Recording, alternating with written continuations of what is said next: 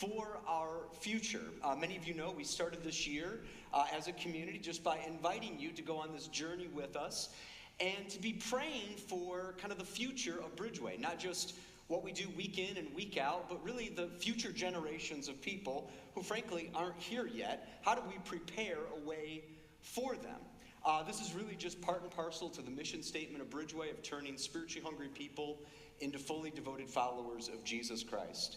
We do that in a lot of ways here, but it primarily happens through our largest gatherings, which is our worship services every weekend. You may not realize this because of the two services, but every week we reach somewhere between 500 and 600 people, and that number has been growing quite steadily since, well, COVID. I guess you could say we're back since COVID.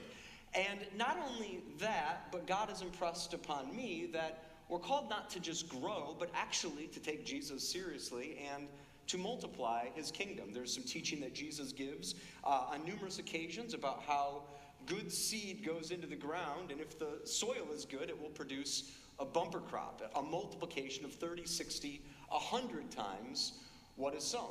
And I believe that God wants to multiply our reach here at Bridgeway, not just on Sundays, but in all the ways that we help shape the lives of people spiritually, whether it be through our children's ministry or our midweek programming with student ministry, and all the things that you hear us talk about, our programs and activities, small groups, Bible recap, all the different things, and to continue to do that with even more emphasis.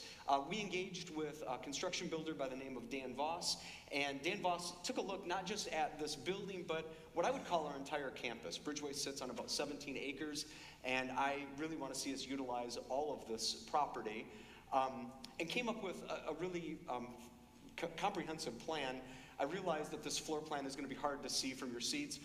All of this is broken down in the hallway on foam boards right outside by where children's check-in is. You can take a look at it there if you got questions. If you got comments, if you got ways to improve this project, we're all ears. In fact, this is your church as well. Please give us your feedback. But it looks like things having to do with, first of all, a larger sanctuary. That would be the 20,000 square feet of phase 2 space, expanding that, allowing us to have a greater reach. Also, just a little note, if we don't finish that space, there will come a day when, spaces that aren't finished, they eventually fall prey to, the environment, to the elements, and so we'd have to tear that down if we didn't finish it. But we're very hopeful that it'll become our future sanctuary, meeting space, and everything just gets larger, including children's ministry, the dock for our youth ministry.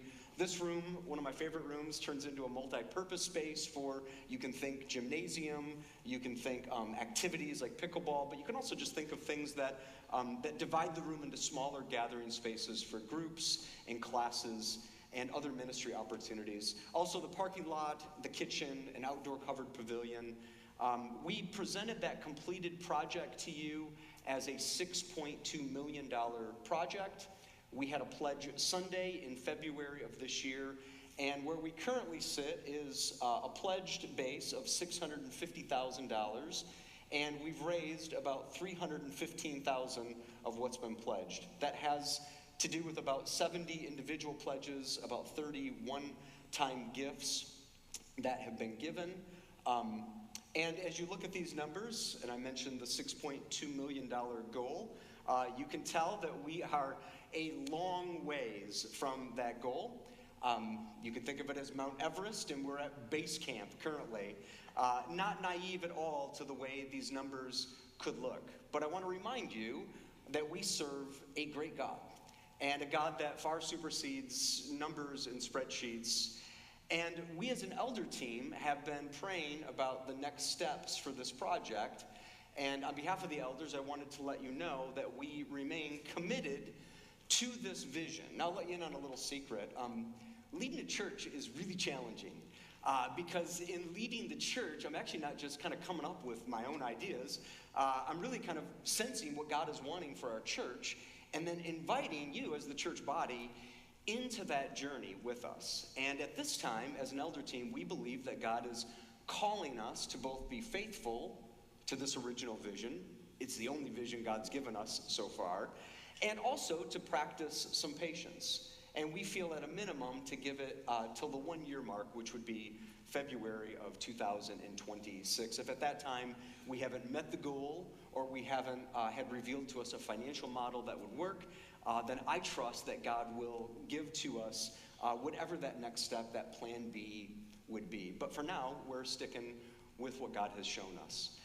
A quick point of clarification, because some have asked, I want you to know that everything that's given to For Our Future is kept in a separate fund from all of the regular tithes and offerings that come in every week. Just real simple way to think about this. If you give towards the building campaign For Our Future, none of that money is commingled with, well, the ongoing ministries of the church, our current budget, the expenses that you have week in and week out as a church. And we remain extremely committed to that. Let me say this, because I'm running out of time on this one. Let me just simply say thank you. We've done lots of campaigns, and I'll be honest, I will never apologize for a church that's trying to reach and to grow by seeing lost people saved. But I also know as your pastor that it takes sacrifice and commitment, and I want to just say thank you. I don't see any of the per-person giving in the life of this church. I choose not to see that, but I know that God has just incredibly generous people here in our community, and I want to thank you. Budgets and buildings, those are important as being stewards of God's resources, but the most important asset in this church are our people. And so thank you again for being a part of this community and this faith.